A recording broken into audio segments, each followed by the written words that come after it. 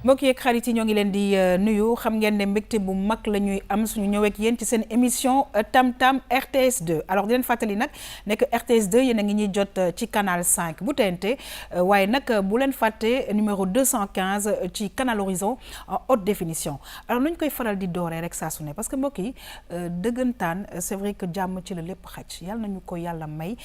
leen ko yéen ñi nga xamante ne bi yéen a ñuy seetaan fépp foo leen mën a ne ci àddina bi mbokk yi ñu jógee ci loolu di ñaan saa su ne wér waaye nag bu ñu ñaanee wér dañ ciy toftal wér waaye wérle it parce que boobu tamit mbokk yi dafay am solo alors dama koy faral di wax dans cette vie là il y a des hauts et des bas alors ñi nga xamante ne bi dañu nekk ci bas bi présentement dañuy àndandoo ñun ñëpp di ñaan yàlla ñëpp nekk ca kaw bu ko defee ñëpp nekk ci jàmm alors ci biir loolu nag mbokk yi dañuy door li nga xamante ne bi mooy suñu émission tam-tamu tey bi tey nag dañuy am mbégte bu mag di feggoo ak ki nga xamante ne bi moom mooy madame Guèye Maymouna Sy wuutu fi tey suñu xarit Mariem Meng ñu ngi koy nuyu alors Mariem de tout cœur avec toute la famille ñi ngi lay nuyu bu baax a baax alors tey suñu xarit May dafa ñu indil référence mbokk yi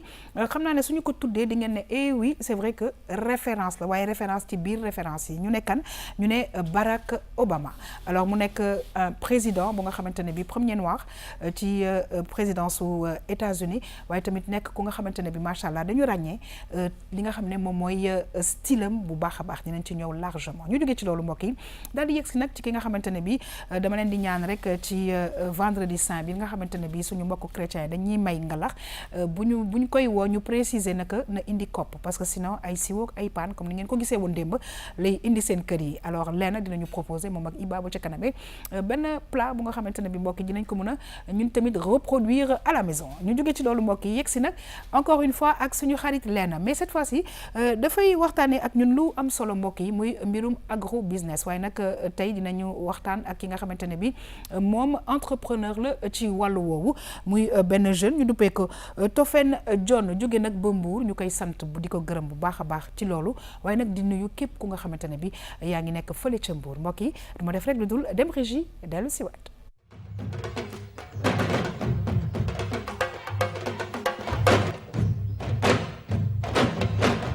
dañuy kontaan nag saa su ne di feggoog Léna Sarr Léna maa ngi lay nuyu di la dalal jàmm bu baax a baax di wax képp ku sant Sarr na nga def attention parce que nga lax yi macha allah ñoo ngi ñëw waaye Léna tey da nga ñu indil lu nga xamante ne bi dama ciy gis ay saareen yu bëri di ci yëngatu muy agro business bi parce que ñoom ci wàllu woowu nañ cee xarañ waaye dinañu am aussi ba ca kaname portrait wu Moustapha Cissé dinañu xool kooku tamit li tax ñu indil leen portrait waaye laata loolu Léna maa ngi lay nuyu di la dalal jàmm bu baax a baax di kontaan saa su ne di fekk ak yow ci émission Tam Tam. yaa xam maa ngi lay fay. du ma tontu ci loolu nag. ndax man ak yow xamante nañ bu baax. archive yaa ngi fii ci téléphone yi xam nga léegi moom. macha allah ak technologie bi lépp la ñuy enregistré boobu mën nañ ko sax dugal ci télé bi. loolu yëpp amul solo.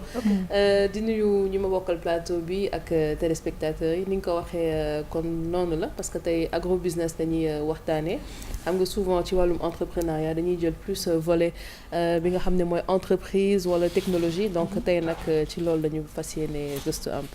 maa ngi lay gërëm di la sant musóor bi moom fan la jóge rafet na de. ah musóor bi c'est by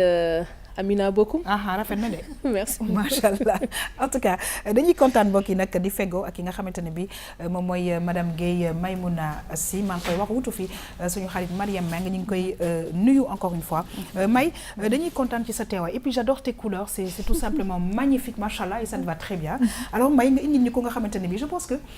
du ñun rek les Africains du seulement les Noirs en fait àddina ñoo ko sopp parce que voilà premier président noir des États-Unis ñëw avec un style bien décontracté et puis autre chose yu nga xamante ne dañ ci xuus dans quelques instants waaye laata loolu maa ngi lay nuyu di la dalal jàmm di kontaan ci sa teewaay. maa ngi lay fay Yaxam di la nuyu yow itam nuyu ñi nga xam ne ñoom laa nekkal ci plateau bi nuyu téléspectateurs yi am mbégte ñëw fii ci émission Tam Tam bi rawatina alxamis bi di masawu waale ki nga xam ne moom laa fi toogal tey di Mariem Meng ni nga ko waxee nag tey dañu indi une référence boo xamante ne c'est une référence universelle référence pour ñëpp ndax dafa nekk koo xamante ne bu mu ñëwee rek vidéo am ne fàq de États-Unis dafa siggil del bu ñuul wante siggil yi tamit képp koo xamante ne daal na nga taxaw pour bëgg lu baax taxaw pour fexe ba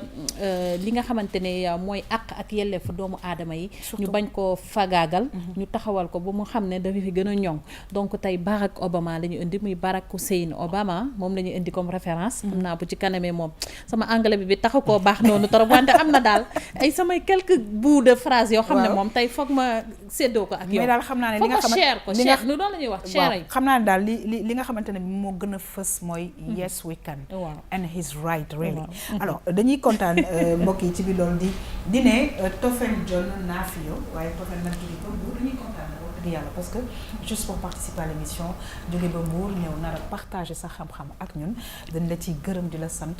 mais di la nuyoo Nafio noo may tontu maxey men looy nuyoo si séeréer nga waxtaan ak sa xaritu séeréer yi lay seetaan njoko fogole séeréer nuun fop na mbuda RTS 2 mais simna nuun o kiino kiin no simangolum no gonum fo simangolum loo wax foofu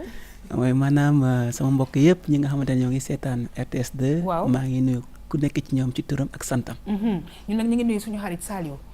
nekk fii nag yaa xam damay am kontaante bu mag a mag pour ñëw si seen plateau bu yanj bi fekk ak yéen pour war a waxtaane li nga xamante ne lu am solo la mu jàpp muy agro business di remercier bu baax a baax leen ci invitation bi di aussi Soxna May ñu ngi lay gërëm di la sant bu baax a baax mbokk yi ñu yegsi nag ci li nga xamante ne bi moom mooy wàllu référence alors ñu dem xool parce que kuy xool image wu Barack Obama macha allah sa xol dafay kontaan yàlla moo koy def nag ci doomu aadama ñu dem xool mbokk yi élément bi dellu siwaat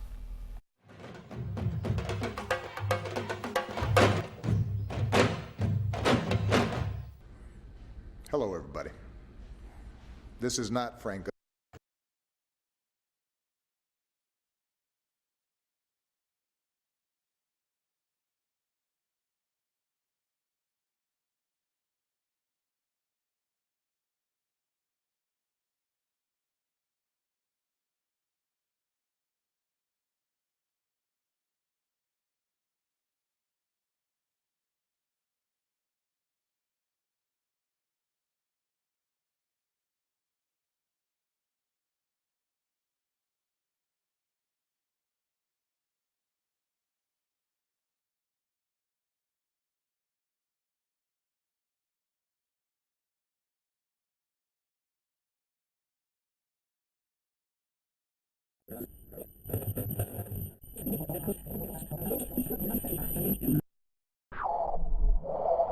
Soxna May ñu ngi lay gërëm di la sant bu baax a baax mbokk yi ñu yegsi nag ci li nga xamante ne bi moom mooy wàllu référence alors ñu dem xool parce que kuy xool image wu Barack Obama macha allah sa xol dafay kontaan yàlla moo koy def nag ci doomu aadama ñu dem xool mbokk yi élément bi dellu siwaat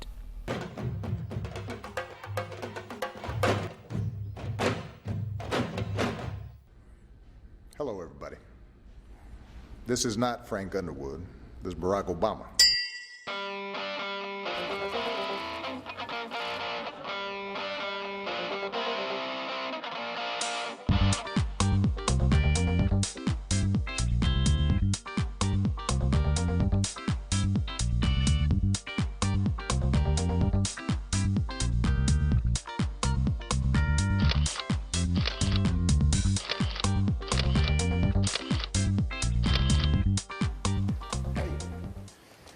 Get out of here. That's the most persistent fly I've ever seen. Nice. Now, where were we?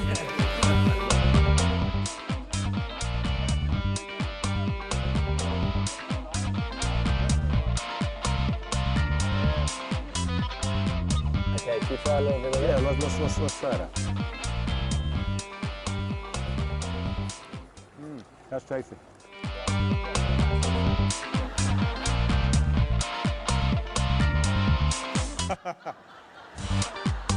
Hillary will have to raise huge sums of money too. Oh yeah. She gonna get that money. She gonna get all the money. Khaleesi is coming to Westeros.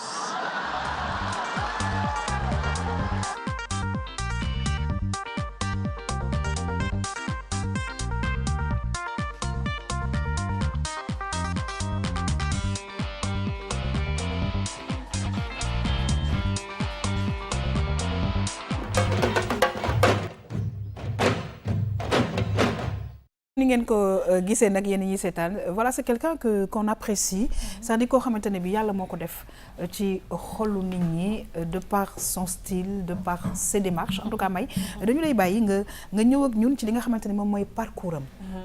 waaw sànq yaa ngi koy wax Barack Obama ku ko dégg sa xel day dem ci Yes We Can bi nga xamante ne képp koo xam ne da ngay dugg ci entrepreneuriat wala nga bëgg demal sa bopp moom ngay jël nga def ko sa leitmotiv maanaam moom ngay jël porter ko en bandoulière xaw ma nu ñu koy waxee ci olof wante daal mooy tax daal ba nga gën a gëm sa bopp borom Yes We Can nag moom lañu indi tey mu nekk référence ma ko doon wax sànq muy une référence universelle ñu ñëwaat rek un peu ci li nga xamante ne mooy parcours am déjà dañuy wax ne mu ngi judd le 4 août 1961 donc un an après l'accession à l'indépendance dëkk africain yi mu tombé tamit 1961 ñun suñu président il est né aussi moom tamit au lendemain des indépendances moom exactement si je ne me trompe pas le 11 décembre alors Barack Obama am 58 ans nekkoon na 44e président des États-Unis premier président noir des États-Unis mu am nag 2 mandats de 4 ans maanaam durant 8 ans dénk nañ ko li nga xamante ne mooy États-Unis donc mu toog le 20 janvier 2009 ba le 20 janvier 2017 alors leneen loo xamante ne war nañ ko wax mooy que ne ay origine am Kenya la Afrique fii la sokkee ko ci côté wayjuram bu jigéen waaw noonu la waajuram bu góor voilà ku jigéen ki mooy Sainte Blanche voilà waajuram bu góor autant pour moi donc def na tamit ay études supérieures en droit ñëpp xam nañ ko aisance bi nga xam ne am na ko suy wax boo seetloo nga xam ne kii ku maîtriser li muy wax la il a fait des études en droit ci université bu Columbia University Harvard foofu tamit mu nekkoon fa un leader déjà ba muy jàng rek dafa nekkoon ko xam ne mooy jiitu parce que revue bi nga xam ne dañ koy def foofu ci université bi muy une revue en droit moom moo nekk foofu tam premier noir bu ko jiite voilà donc mu nekk lu am solo loo xamante ne bokk na ci parcours am leneen liñ ci dolli nag peut-être ñu dugg tuuti ci li nga xam ne mooy politique bi avant muy ñëw nekk président il a d'abord été sénateur fële ca fu ñu naan Illinois donc foofu tamit mu def liggéey bu am solo boo xam ne après dimbali na ko bu baax ba nga xamee ne ñëw na pour bëgg a jël les États-Unis jiite ko daal di nekk président yaa xam peut-être fu may jeexalee ci parcours am mooy que ne ma wax ne moom dafa am 3 casquettes yoo xamante ne tamit c'est important ñu relever ko mooy que ne d'abord il est avocat wax naa ko côté ku wax avocat xam na ne ñoom c'est les études supérieures c'est des études très poussées li ñuy wax dañ koy xam précis concis leneen mooy ne jàngalekat la itam ku wax jàngalekat xam na ne da nga war a am facilité le verbe facile da nga war a am aisance devant l'assistance devant un public leneen li mooy il a été aussi travailleur social liggéey na ci zone yi nga xam ne district yoo xam ne ñoo nekk Chicago loolu itam yëpp daal vraiment soo ko xoolee dafay déteindre ci style bi nga xam ne am na ko mooy le style cool très bien fun alors dinañu dellu si ci li nga xamante ne bii moom mooy bravo May great alors damay ñëw ak Léna parce que Léna sànq May am na yu bëri yu mu indi mooy travailleur social la c'est pour ça que je pense que bu mu nekkee à la tête des États-Unis il a compris qu'il fallait aider parce qu'il faut dire que aux États-Unis il y a quand même beaucoup de problèmes par rapport ak vraiment li nga xamante ne moom mooy social bi notamment les gens ne peuvent pas systématiquement aller se faire soigner il faut des assurances etc. alors dañuy ñëw ak loolu ci yow ba pare ñu ñëw ci li nga xamante ne bi mooy li ko nit ñi gisee te muy lu real mooy c'est un bon père de famille et surtout c'est un bon mari kon damay njëkkee ci li nga wax côté social bi parce que dafa mel ni loolu moo tax ñu bëri naw ko parce que je pense que am na benn yoon su ma juumul Thanksgiving la woon mu ñëw avec sa famille comme tu dis ñu nekk ci benn genre restaurant boo xam ne ñoom ñoo doon servir les personnes les plus démunies mu nekk loo xam ne ni kon ñu bëri àdduna wërngal këpp dañ koy rafetlu donc il a quand même un cœur te loolu pour un leader wala un chef d'État loolu dafa nekk loo xam ne lu am solo la ngay gëstu aussi ñi nga xam ne ñoom peut-être seen doole demeewul noonu parce que daf ko xam Léna exactement li mu liggéey ci côté social boobu dafa ko xam moom daf ko dund parce que il est parti de rien justement pour accéder fi mu tolloon te et puis aussi il y a une certaine continuité parce que dafa nekkoon loo xam ne peut-être population noire bi nga xam ne moo nekkoon États-Unis daf ko doon yàgg di bëgg donc égalité entre les noirs et les blancs parce que boo gisee Malcolm X ñu jógee ci loolu Martin Luther King mi nga xam ne moo njëkk a sànni slogan I have a dream ba pare Obama ñëw ne ko yes we can xam nga loolu yëpp kon dafa tax ba nga xam ne 2008 bañ ko falee président dafa nekk loo xam ne fierté internationale la woon autant pour les noirs que pour les blancs donc il y avait vraiment pas de distinguo ci côté famille bi aussi li ci am solo peut-être loo xam ne ni tamit war na tax ñu revenir si parce que dafa am importance mooy ki nga xam ne mooy jabaram Michelle Obama tout à fait elle a beaucoup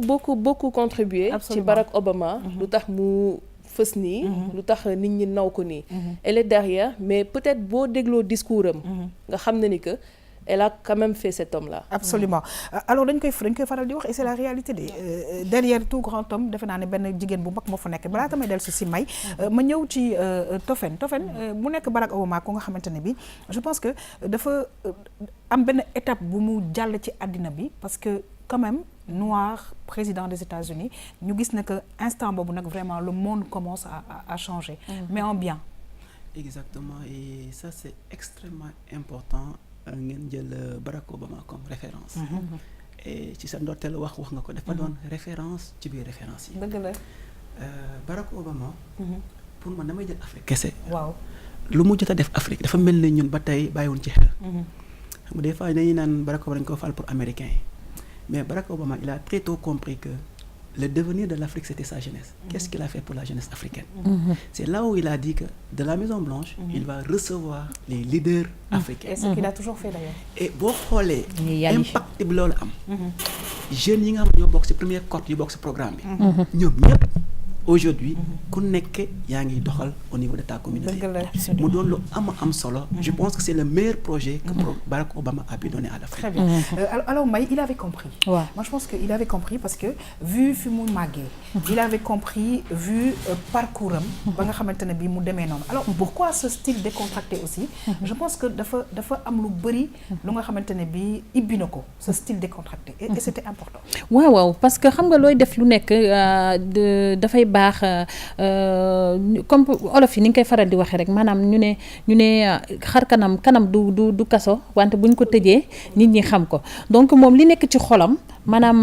mbaax bi ne ci moom ak côté social bi nga xamante ne moom daf ko préoccupé bu baax tout le temps day xool nan la koy mën a envelopper boole ko ak loo xamante ne dina faciliter déroulement bi donc juste pour dire que ne c'est quelqu'un qui a un style yaa ngi koy wax sànq décontracté cool mais tamit ak fu mu ko war a defee parce que peut-être xëy na dinañ gis muy kaf gis nañ ko ci image yi foo xamante ne mu ngi fecc dance floor gis nañ ko foo xamante ne mu ngi ànd ak Usain Bolt bi nga xam ne il est connu c'est une personnalité waaw ba ñuy def nii nu mu tudd nga ne daap waaw voilà donc loolu yëpp day wane rek ne dafa nekk président nekk njiit mais bu waree doxal day wàcc ba tolloo ak ñi nga xamante ne ñoom la war a doxal wala ñoom la war a waxanteel ba seen niveau ngir li mu mën a jàllale li mu bëgg a jàllale mu jàll ak tamit résultat bi mu ci bëgg am mu jot ko mais Tofen li mu wax sànq tamit lu am solo la parce que bañ ko falee nit ñi ñu ngi wax naan lu tax africains yi ñuy euphorique ñoom président boo xamante ne du seen président lu ci seen yoon mais réponse bi nga xamante ne moom indi na ko ci mooy les yàll yi comme ni mu ko waxee sànq je pense que ne lu am importance la d'autant plus que ne fii Sénégal sax am na ay jeunes yu bëri yoo xam ne jot nañ ci bénéficier wu am na ñu ci xam ni ñoo xam ne mën nañ leen citer peut-être ay ñoom Sobel Ngom même soxna Mbathio Ndiaye nga xam ne dalaloon nañ ko fii tam-tam ñooñu ñëpp ak ñeneen tey boo xoolee ci seen domaine comme ni mu ko waxee ay leader lañ si te fexe nañu ba yeneen ndaw yoo xamante ne ñu ngi màgg ci seen wet yar nañ leen ci loolu ba tey jii nii ku ci nekk gëm nga sa bopp ba yaakaar ne yow mën nga demal sa bopp mu fekk si rek yes wi kanam. Très bien. Alors dañuy ñëw ak Léna parce que Léna chaque fois dañuy indil ay coach en développement personnel et cetera. Alors moi je pense que un leader dañ koy coacher de telle façon que nga xamante ne bi mu am nu muy aborder justement les populations et le monde. Parce que damay jël ku mel ne Barack Obama mais dañ ko coacher un leader.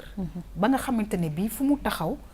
quel que soit le milieu c'est lui. Et c'est lui qu'on voit. Et ça, c'est un travail. Parce que soo fàttalikoo lu ñu doon wax ci wàllum leadership di nga dugg ci entreprise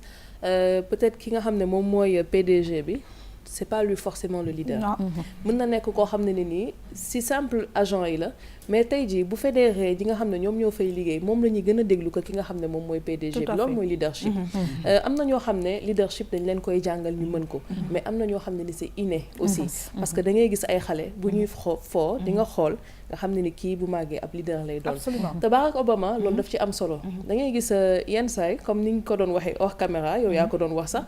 te dafa am solo parce que nga ñëw benn chef d'État invité la yow ci boppam dañuy foog ne ni sax yow finalement ci nga bokk xam nga tu montres que tu es à l'aise ak affaire yooyu loolu dafay tax aussi nit ki ñeme la parce que tey jii di ko may waxee kanam du kasawaay koo tëj mu xam ko parce que tey jii boo ñëwee nga nekk première puissance mondiale mooy les États-Unis nga nekk fa leader bi nga nekk fa chef d'État bi ba pare ku la ñëw bëgg a wax ak yow nga am benn retenue wala nga am nga tëj sa kanam je vais pas citer de nom tu vois day tax ñu bëri tey jii sa réew ak lu mu mënti nekk puissance mondiale dañ ciy détourné wu te loolu dafa am solo aussi pour image u dëkk bi ngay c'est vrai alors Mbaye mu nekk ku nga xamante ne bi je pense que am na ay téere waaye tamit am na ay téere yu nga xamante ne def nañ ko ci jabaram gis nañ comment il se comportait naka la téye woon famille am naka la téye woon dëkk bi nga xamante ne bi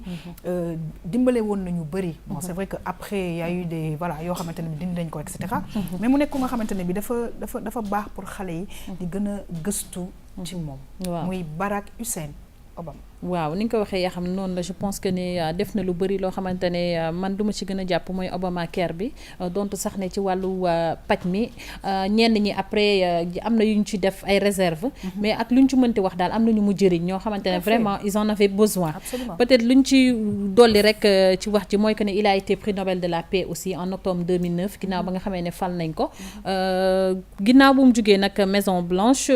mu ngi mëne vie am normalement comme un ancien président mais nag am agenda wam ak ay activités yoo xam ne ba léegi yaa xam daf ko delloowaat comme tu dis ci jeunes yi parce que moom ce qui l'intéresse le plus mooy côté boobu noonu leadership jeunes yi muy joxe beaucoup de conférences dans les universités comme ni nga ko waxee di def ay leçons inaugurales di def ay speech yu bëri yoo xamante ne à chaque fois buñ ko dégloo ba génn si ku ci ne da ngay gën a gëm sa bopp xool ko fii vraiment ñu ngi koy wax ça c'est talk show bi célèbre boo xamante ne États-Unis bu commencé ñëpp dañuy bàyyi seen soxla dem seetaani ko Hélène voilà donc juste pour dire que ne référence ci biir référence yi daal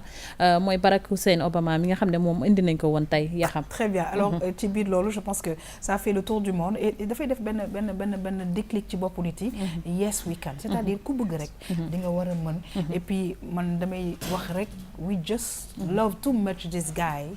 et c'est tout simplement Barack Hussein Obama en tout cas may dañu lay remercier si da nga ñu indil tey parce que référence ci biir référence yi parce que référence du yem rek ci référence Sénégal yi parce que je pense que aussi bien au Sénégal qu'en Afrique que dans le monde am na référence yu nga xamante ne bi il faut que ñu koy indi di baamtuwaat ne que lu waay def mu nekk dëgg rek boo ci dëggee rek incha allah yàlla def ci def tawfeex et en tout cas la lutte continue avec lui parce que je pense que comme ni nga ko waxee ses activités continuent aussi bien moom que jabaram nga xamante ne bi ci àddina bi aussi mi ngi fii def lu am solo surtout ci dëkk ba mu nekk États-Unis di lutter pour meilleures conditions wu les femmes noires américaines et cetera et cetera she works too alors mbokk yi duñu def rek lu dul xuus ñëw ci li nga xamante ne bi moom mooy gas ko ànd ci ak cette fois-ci je pense dañuy def man ak Léna daal di ànd dem xooli suñu xarit Iba ci les ateliers de Iba mbokk yi ñu dem dellu si waat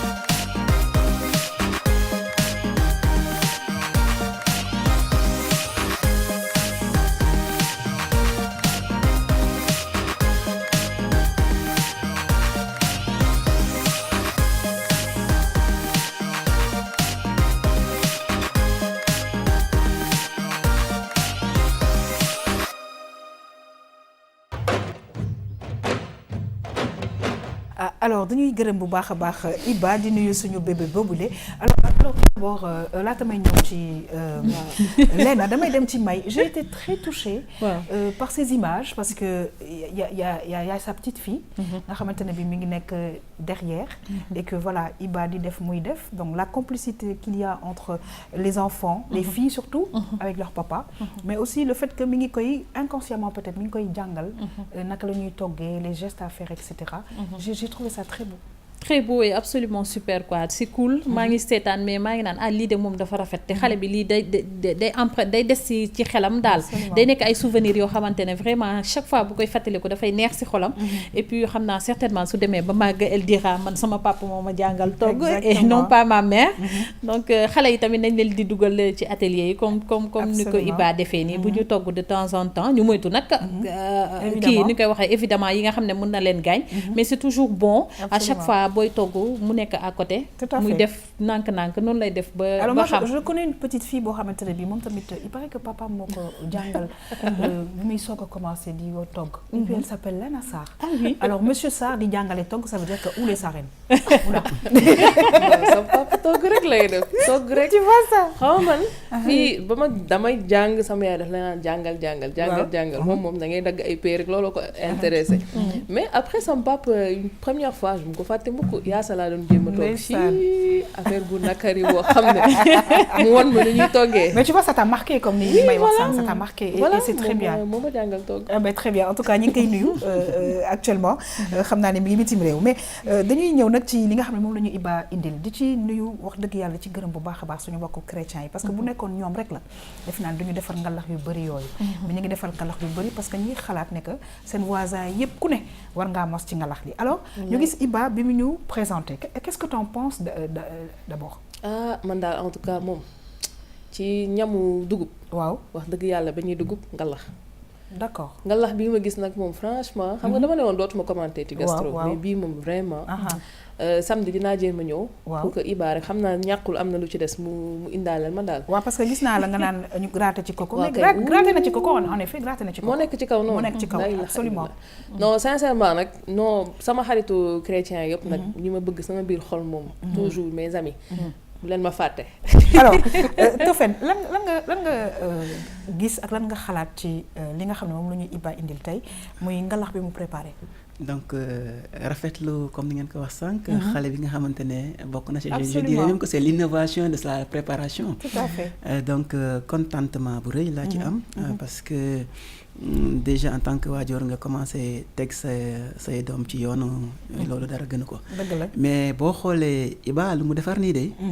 xam naa samedi il faut que dara ñëw fii de est-ce que nga am autorisation en tout cas kontaan naa lool ci ni ma ko gisee noonu et en tout cas sama yaay da koy togg ne di ko toggee nii mais su ma ñibbee dinaa ko ne xoolal fii nii non da ngay tapé l'atelier de Iba ci YouTube bu ko defee nga won ko waaye yow nga xamante ne bi ci agroalimentaire bi nga nekk est-ce que yow da ngay togg waaw am na ay jamono nag maa ngi doon togg waaye ça fait très longtemps j'ai laissé ndax liggéey bi bàyyi na waaw ça veut dire que machallah liggéey bi mi ngi dox alors may ñëw may laata may tëj si wàllu gastro may alors c'est vrai que am na ngalax simple boo xamante ne bi machallah simplifié nañ ko mais am na ngalax amélioré bu nga xamante ne bi personnellement des fois du ma ko sopp noonu xam nga lu tax parce que man damay bëgg garder ngalax bi def ko au frais xam nga vraiment bu seddee guy man boobu laa bëgg nag waaw mooy ngalax 2.0 maa ngi koy wax sànq ci suuf ma naan bii ngalax 2.0 la muy genre ngalax yi nga xam ne Iba won nañu ko vraiment c'est simple à faire surtout nag boo gisee li nga xam ne moom la utiliser comme ustensile day wane ñi nga xam ne peut-être si ay appartement lañu dëkk wala ñu nekk ci espace boo xam ne vraiment duñu mën a def ko comme niñ ko daan defee cosaan ak arsenal bi ci war yëpp je pense que c'est une bonne idée ñu dem sur les ateliers de Iba xool ko jëm ko reproduire sinon ngalax amélioré yi ngay wax itam yooyu neex na lool de wante nag liñ ci conservation bi moom laa bëggoon wax liñ ciy wax te mu gën ci daal mooy buñ ko defaree nga lekk ko ci saa si parce que buñ ci defee tàndarma chocolat ak leneen donc bu yàggee il suffit que mu toog benn fan wala ñaar rek après dafay dénaturer saveur bi nga xamante ne moom la war a am dëgg ci ngalax sax après dootu ko amati waaw en tout cas am na ñu nga xamante ne dañ ciy def chocolat et cetera mais daal yaa xam insolite dogguma la de balaa ñuy jeexal xaw ma nag gis ngeen mooy borom 400 siwo yi si moom la ñu wane woon démb et ñooñu en fait li nga xamul mooy Sarr la ñu sant. ñooñu te Sarr rek la ñu mën a sant. En tout cas dañuy gërëm bu baax a baax suñu xarit Iba di fàttali mbokk yi nag nekk ku bëgg a gis recette yi da ngay dem ci réseaux sociaux yi mi ngi ci réseaux sociaux yëpp les ateliers de Iba ñi ngi leen di jox rendez-vous ak Iba inchallah samedi mu nekk en live and direct fii ci émission Tam Tam mbokk yi nu yegg si nag ci li nga xamante ni moom mooy développement personnel fas yéene ci ànd ak suñu xarit Lena Sarr alors dafa ñëw tey nañu def benn zoom rek ci agro business alors nee na si Sénégal agroalimentaire bi ak li nga xam ne transformation produits locaux yi dafa nekk secteur bu nga xamante ne bi porteur de développement alors loolu moo tax mbokk yi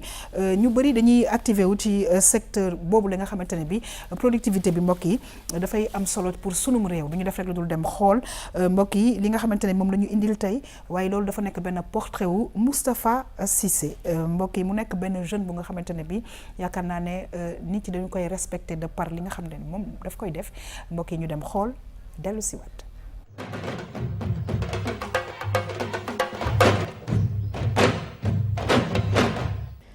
kii di Moustapha Cissé moom la ñu tabb mu doon directeur u centre bu bees bu Google bi nekk ca Accra te muy yëngu ci wàllum intelligence artificielle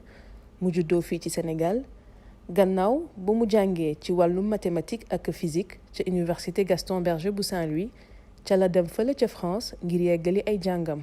ca tugal nag fa la amee lii di master en intelligence ca université Pierre et Marie Curie gannaaw loolu mu toftal ci ab doctorat en sciences computer ci atum 2014 ci atum 2016 nag ca la ko Facebook repéré proposé ko mu doon chercheur scientifique ci biir équipe parisienne boobu bu Facebook Artificial Intelligence Research ba tey bi mu jagleel ci intelligence artificielle ci diirub ñaari at nag yu toftal ñaari weer liggéey na ca laata lii di Google di ko débauché moom ndaw Sénégal bi nag jàpp na ni centre recherche bi li ko tax a jug bokk na ci ubbi ay gëtu politiciens yi ci wàllum nouvelle technologie ak lan mooy importance am moom yaakaar na ni nag ñoom dina leen soxal ba ñu investir ci ngir gën a mën a former lu jëm ci wàllum intelligence artificielle fii ci Afrique ngir mën ko appliquer ci ay domaines yu bari. C'est vrai que nag tey aussi bien ci wàllu référence ci wàllu gastro ak ci wàllu développement personnel j'ai eu des coups de cœur parce que Lena en fait si tu veux découverte yi dafay baax parce qu'il faut savoir que sénégalais yu bëri ñi ngi bitim réew di def liggéey bu rafet bu nga xamante ne bi xëy na fësaluñ ko alors que ci li ñuy participer ñi ngi participer bu baax a baax ci àddina jëm kanam en fait alors ki nga xam ne moom mooy Moustapha Cissé Lena ci la bokk parce que suñuy tënk rek li tax ñu jël ko tey def ko portrait il fallait que ñu def ko vraiment parce que ndawu Sénégal la te ba pare dañu samp Google moo samp li nga xam ne moom mooy premier laboratoire africain fële ca Accra Ghana te moom la ñu jël mu nekk directeur bi c'est un jeune te laboratoire boobu ci wàllum intelligence artificielle lay yëngu intelligence artificielle nag nekk na loo xam ne nii tey am na benn jeune boo xam ne jot nañ ko recevoir fii RTS2 moom it dafa créer benn mbalit boo xam ne boo ñëwee peut-être yow boo jàngul dalay laaj sa déchet lan la nga ne ko bouteille en plastique mën na la ci tel compartiment nga koy sànni c'est-à-dire que machine bi dañ koy jox benn certaine intelligence bi nga xam ne dina mën a échanger interagir ak nit ki bon ay robot lañ mais dinañ mën a wax dinañ mën a boo leen commandé ñu def yenn action yi tamit dinañ ko mën a def lu tax ñu tànn loolu aussi parce que si wàllum intelligence artificielle ba tey bu ci kanamee dina am question boo xam ne dinaa ko laaj ci nga xam ne moom mooy suñu invité tey di Tofen John di entrepreneur vraiment nekk ndaw boo xam ne nag mi ngi ciy yëngu bu baax ci wàllu boobu léegi ñu ne dañuy waxtaanee tey agro business ma li ma bëggoon njëkk a laaj ci moom mooy agro business mooy lan ba pare jërëjëf Lena mën na ma commencer te remercier le jeune là qui est en train de faire des choses extraordinaires. Moustapha Cissé ñun aussi Moustapha Cissé on en a besoin dans l'agrobusiness dans l'agriculture peut-être ci détail tout à l'heure nañ ci dugaat Lena agrobusiness su ma ko bëggoon définir ci lu simple mooy ñun dañoo juddu fekk suñuy waajur ñuy bay dëgg la loolu la ñuy wax les exploitations familiales mooy mbay mi nga xamante ne ñëpp nekk ci dëkk àll yi moom la ñuy faral di bay mais dañoo seetlu ne mbay moomu c'est comme dafa doon lekk da nga xam ne dañ ñu ko jox ñu koy def par contre am na ñi nga xam ne dañuy dem ci école yi dem ci université yi pour njàng ci wàllum mbay. ñu nag dañuy dem ba am benn xarañte bi nga xamante ne tax na xam-xam bu bees boobu noonu ñu am dañ koy appliquer ci mbay. bu ñu ñëwee nag nar koo andi ci mbay bi dafa ay jumtuwaay yu muy àndal. jumtuwaay yooyu yëpp nag boo ko booleel. day mel ni agriculture bu moderne. mais agriculture boo xam ne dafa laaj ay moyens. laaj xam-xam. laaj expertise moom lépp la ñuy dajale. ci lépp li ngay def nag ci agriculture bi ak ci pêche bi. ci domaine yooyu. loolu yëpp la ñuy boole ci agro business. très très bien parce que xam nga sànq ñu ngi wax ci wàllum aussi autosuffisance parce que dafa mel ni aussi état Sénégal moom dafay promouvoir autosuffisance pour que ñun li ñuy consommer mu nekk loo xam ne ni ñun ñoo ko liggéey ñun ñoo ko voilà bay dundee exactement te dafa mel ni aussi ñu ci gën a bëri parce que tey boo jëlee ceebu mbay bi am na ñoo xam ne dañ la naan je préfère jënd riz parfumé bi parce que peut-être moo gën a neex a togg wala lii mais est-ce que donc loolu nekkul déjà benn frein ci li nga xam ne dañ koy séntu muy autosuffisance bi par rapport à la consommation. waaw par rapport à la consommation. ok déjà wax nga ko sànq junj nga ko sànq ci say wax. wàllum autosuffisance alimentaire. boo xoolee suñu réew. suñuy réew Afrique nu ñuy doxee. ak par rapport ak potentiel bu ñuy am. jusqu'à présent ñunu yëkkateeguñu baar bi pour ñu mën a yegg fi nga xamante loolu lañ soxla. te dafa am lu may faral di wax sama ndaw yi su may leen di former. ci ñetti secteurs yi nga xamante ne kenn mën na koo tuutal. mooy wàllum santé. tant que amuñu wér-gu-yaram duñ dem fenn. dëgg la. wàllum tikki yi ñuy wax ni léegi. tant que utiliser ko aussi doo dem fenn. wàllum mbay. chaque jour au moins ñetti yoon nañu lekk. loolu fu muy jógee ci mbay mi. et chaque jour nga koy def. donc loolu dafay wane ne autosuffisance alimentaire ci réew dafa am solo. très bien maintenant. oui allez-y. oui non allez-y. maintenant par rapport à Léna li muy wax. loolu dafay bokk ci li nga xamante ne day bokk ci liy gàllankoor suñu développement agriculture. parce que ça ne sert à rien ma dem sama dëkk ma produire par exemple 100 tonnes d'oignons. te gisuma kenn ko bëgg a jënd. bu nee par exemple bëggul soble mbay. mais soble importé bi la bëgg. xam nga problème mu consommer local lay daal di am. comme ni nga ko waxee ci ceeb bi. aujourd'hui quand même ñoo ngi ciy gërëm nguur gi parce que boo xoolee tey jëlee nañ ceeb bi production bi ci niveau boo xamante ne c'était très bas. mais yóbbu nañ ko tey ci niveau boo xamante dafa sore.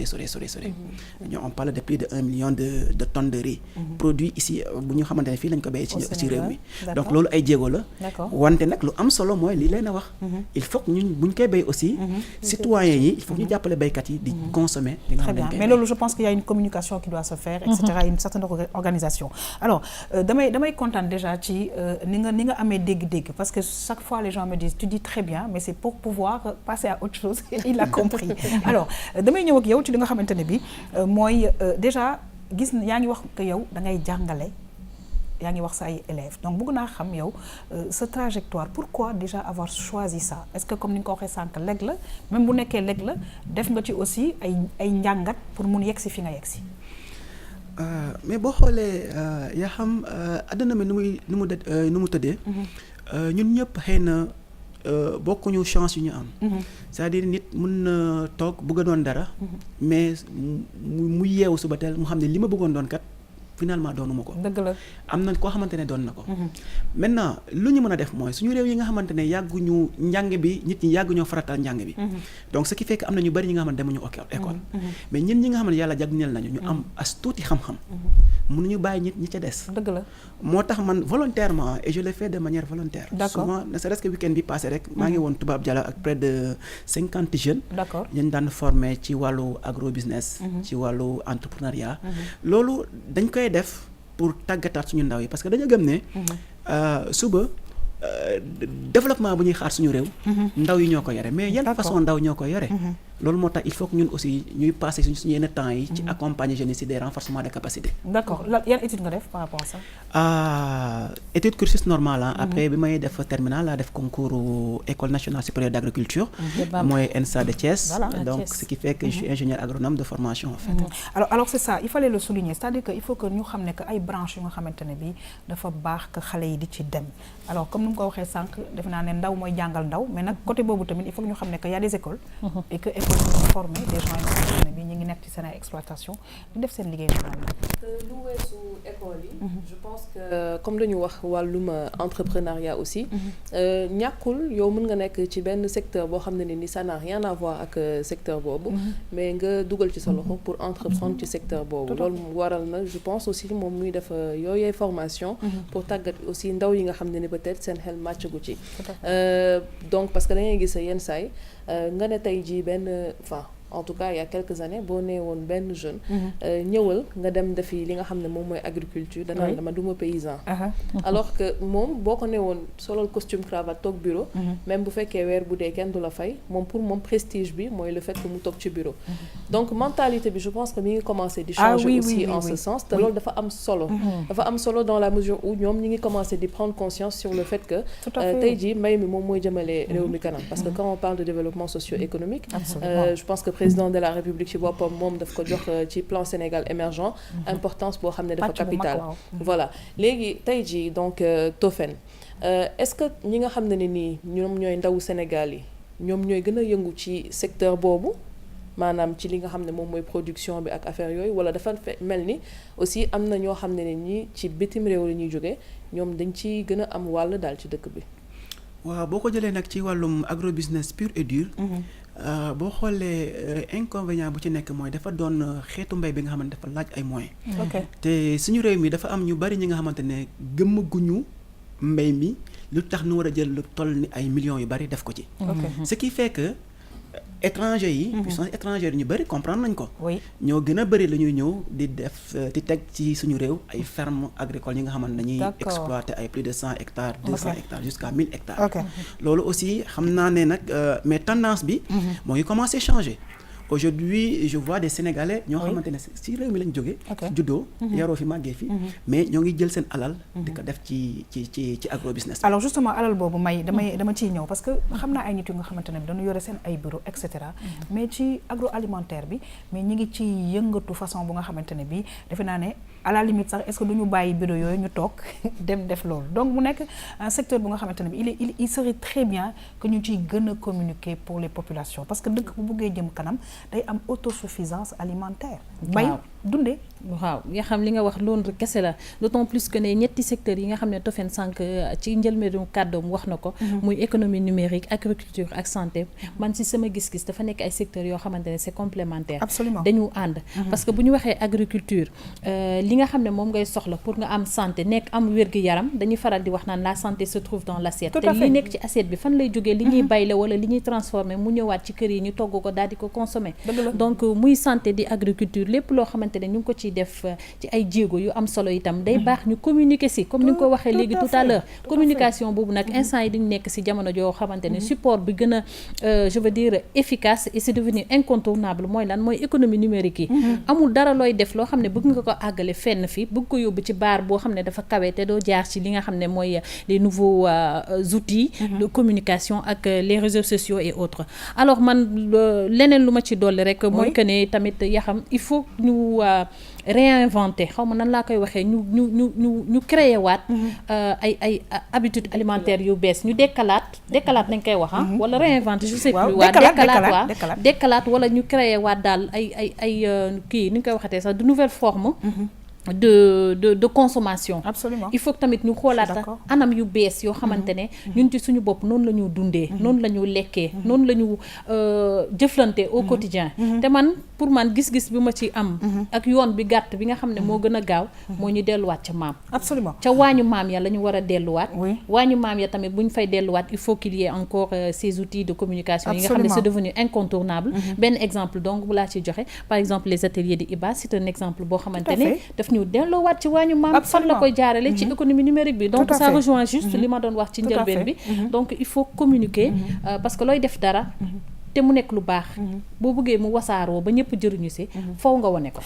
alors Léna mi ngi koy wax sànq May c'est-à-dire communication dafa des xam nga nit ñu bëri dañu naan la par exemple man ceeb bi waaw dafa jafee togg et cetera mais des fois dañ koy dégg rek duñ ko sax ñoom ci seen bopp essayer tester ko d'abord alors comme ni ñu ko waxee nag ñu tëj parce que je pense que ci wàllu agrobusiness bi fi naa ne am na ay jéego mais aussi il reste beaucoup de choses à faire parce que on a quand même les possibilités di bay lu bëri en dehors de la saison pluviale. Parce que souvent producteurs yi ñoom loolu moom mooy nekk aussi seen difficulté. Parce que saison pluviale bu amee bon dinañu jëmbat loolu yëpp bu saxee après parfois aussi stockage bi day poser problème. ak distribution bi day poser problème. Bon ñu bëri ñi ngi yëngu ci wàllum transformation produits locaux. Tout à fait. di ko jox consommateurs yi mais ba tey dafa mel ni des na. loolu nag si laa bëgg a tëjee parce que pour rebondir un peu si may li mu wax. économie numérique mais ci beneen côté aussi ci technologie yi. parce que on a vu tout à l'heure ñuy wax ci wàllum intelligence artificielle. xam naa benn Sénégalais boo xam ne dafa créer benn drone boo xam ne nii moom dafay joxe pluie. donc day arroser. même bu fekkee ni saison pluviale bi jeex na loolu dina mën a kon arroser les terres. et puis surface yu mag. voilà est-ce que loolu tey jii mën na nekk benn corrélation boo xam ne ni mën nañ ko def seen secteur parce que c'est les deux secteurs yoo xam ne ils sont porteurs. Absolument. TIC yi ak agroalimentaire bi est-ce que tey jii kon am na loo xam ne ni yéen a ngi koy def ay jéego pour vraiment li nga xam ne ni boole seen doole jëmale agrobusiness bi kanam. dafa doon fa mu toll nii stade bi nga xamante ne mënatuñ koo séparer. ok wàllum agriculture ak TIC. dama la jox exemple simple rek. tey aujourd'hui mun naa toog fi ma toog nii ak sama téléphone ma arroser sama tool te kenn dafa nekk. yow mii. Ouais. D'accord. Il y a un jeune qui est ici au Sénégal qui a développé benn modèle boo xamante ne. qui te permet nga toog ak sa téléphone. nga arroser sa tool. waaw du li lay wax référence yooyu il faut que ñu am ko. ah non mais c'est vrai il faut ñu fësal ko aussi. boo xoolee donc loolu day rejoindre que aujourd'hui moom l'éthique moom mënatuñ koo séparer ak agriculture. et day gën a faciliter li ñuy def. supposons par exemple drone bi mu wax. drone bi nga xam ne bu demee bay mën a arroser tool. oui. mais waxtu bi nga xamante ne saison des pluies jeex na. am nga moyen pour nga mën a envoyer sa ndox. tout à fait. drone yooyu aussi mën nga ko utiliser pour nga daal di pulvériser sa tool. par exemple bu fekkee dafa am ay attaques. au lieu ngay dem di pulvériser manuellement mën nga utiliser sa drone. nga programme ko rek mu daal di dem daal di ko wasaare. ok donc yooyu dafa doon ay xeetu invasion yi nga xamante ne. ay technologie ba nga xamante ne ñun dañ ko soxla. te ni ma ko daan waxee sànq par exemple boo jëlee suñu mbay. liñ daan bay. par exemple boo jëlee 1 hectare dugub. waaw bu bëree ba bëri li nga ci mën a am bu doxee ba dox 2 tonnes ngay am. la moyenne ça tourne autour de 500 kilos à 1 tonne 200. xam nga loolu par exemple boo jëlee kiy def agrobusiness par exemple. nga jëlee par exemple hectare soble. waaw benn hectare bi fii hectare la fii hectare la. fii am nga fi 1 tonne. waaw mais am na ñoo xamante Sénégal biir Sénégal fii. waaw benn tonne oignon benn hectare oignon waaw dañ la si produire 100 tonnes. 100 tonnes. 100 tonnes. ok loolu boo ko xaymaa ci wàllu chiffre d'affaires. ça n'a rien à voir. d'accord kii fu muy amee 200000 kii ay millions lay. waaw léegi kon daal man daal ma bëgg nga lancer message jeunes yi nga ne leen. agriculture bi yaa ngi ci sant yàlla de te am na xaalis de su duñ ko defee nañ ko war a defee. exactement te boo xoolee gis nga agriculture bi tey. niñ ko mën a waxee secteur ëpp ko xaalis. secteur ëpp ko xaalis. secteur ëpp ko le message est bien passé. jeex na kon nag defe naa ne foofu la ñuy jeexalee vraiment di kontaan bu baax a baax ci sa teewaay parce que nag bu ñu fàtte ne que mbay mi dafa am solo lool ci sunu dëkku Afrique yi parce que di bay dundee defe naa ne dafay jëmale tout simplement réew kanam en tout cas damay kontaan bu baax a baax macha allah lenn ci la nga ñu indil tey waaye nag di kontaan bu baax a baax ci Tofène Dione nga xamante ne bi ingénieur la ci wàllu agriculture bi nga xamante ne bi jàng na ko. waaye tamit di baamtuwaat rek nekk moom mi ngi góorgóorlu di jàppale ñeneen te ni mu ko waxee volontairement et je pense que ça aussi c'est important ñi ngi lay gërëm di la sant bu baax a baax di la souhaiter bonne continuation mbokk yi ñu daal di nag jeexal ak vue sur la toile.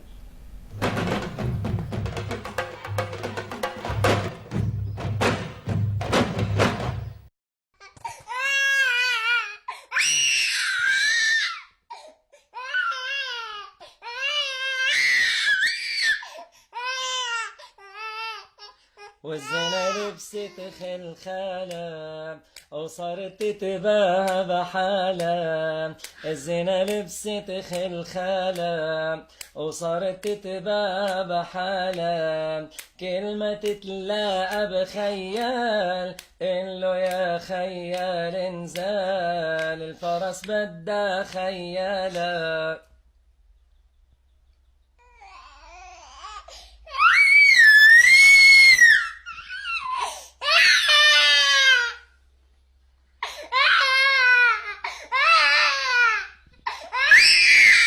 والزينة لبست خلخالة وصارت تتباهى بحالة الزينة لبست خلخالة وصارت تتباهى بحالة كلمة تتلاقى بخيال قله يا خيال انزال الفرس بدها خيالة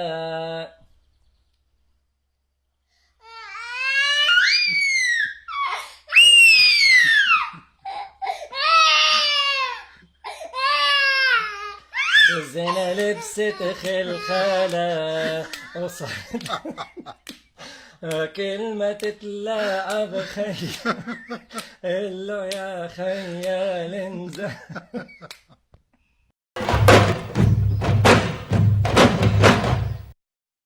qu'ils sont innocents et que bon je veux dire aussi côté culture bi tamit war nañ ci gën a di xuus bu baax ci xale yi parce que koo gis muy def nii rek voilà dafa laal ci côté oriental bi en tout cas dañuy laaj suñu invité Tofène lan nga gis ci vue sur la toile bi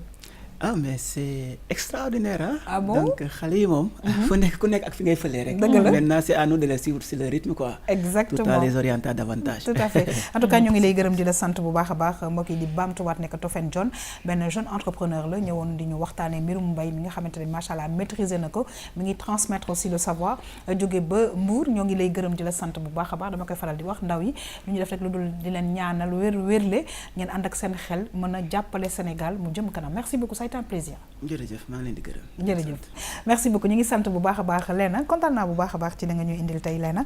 di wax ne que encore une fois jeunes yi nañu dem secteur boobu parce que secteur boobu comme ni mu ko waxee bu jaaree yoon xaalis te nag defe naa ne kuy liggéey tamit ah xaalis bi da nga koy xaw a bëgg tuuti daal mais dañ ko investir aussi ci nit ñi ci xale yi encore pour que affaire yi gën a law. secteur boobu am na solo waaye secteur TIC tamit xëy na dinañ ci ñëw parce que am na yenn appareil yoo xam ne ñuy trahir seeni borom kon nag dinañ ci dikk incha allah très prochainement di la remercier Yaxam di remercier vraiment Tofène parce que même en dehors de sa présence le plus souvent daf may recommander ay personnes donc mi ngi jàpp vraiment ci liggéey bi fii donc di ko remercier vivement May l'anglophone du jour di ko remercier aussi yes you can di remercier vraiment téléspectateurs ak équipe technique bi ñëpp c'est toujours un plaisir Léna waaye nag di kontaan saa su ne ci ki nga xamante ne bi mooy madame Guèye Maymouna Sy sa référence machallah bëgg nañ ko te dañ koy ñaanal moom tamit gudd fan ak wér quand même référence bi yaakaar naa ne amoon na solo trop muy Barack Obama borom Yes Weekend Léna mu may toon wante damay wax juste que ne Obama daal moom moo nekk président américain bi nga xam ne moom mooy the most funny cool and also president really congratulations United States of America your English is good ne woon naa la ci début bi ne la damaa répété samay phrase voilà donc yaa xam gis nga donc sant yàlla daal émission bi daal neexoon na wante vue sur la toile bi tamit waaw am na benn xale daal bu may fàttale boo xam ne waaw tam-tam fu mu tëggee wala fu mu gisee image yu yaa xam waaw daa am lu muy wax déedéet waaw mais naa bàyyi noonu nga bàyyi noonu nag nga ko wax ci suuf waaw May, it was a pleasure to receive you. Enorme. And just say that RTS2, I'm sure that we really can. And just thank you for you. Thank you for everybody. Alors di leen gërëm di leen sant bu baax a baax mbokk yi di leen jox rendez-vous inchallah suba pour beneen émission Tam Tam ku nekk fa nga nekk jàppal ni yes we can and it's true. Thank you.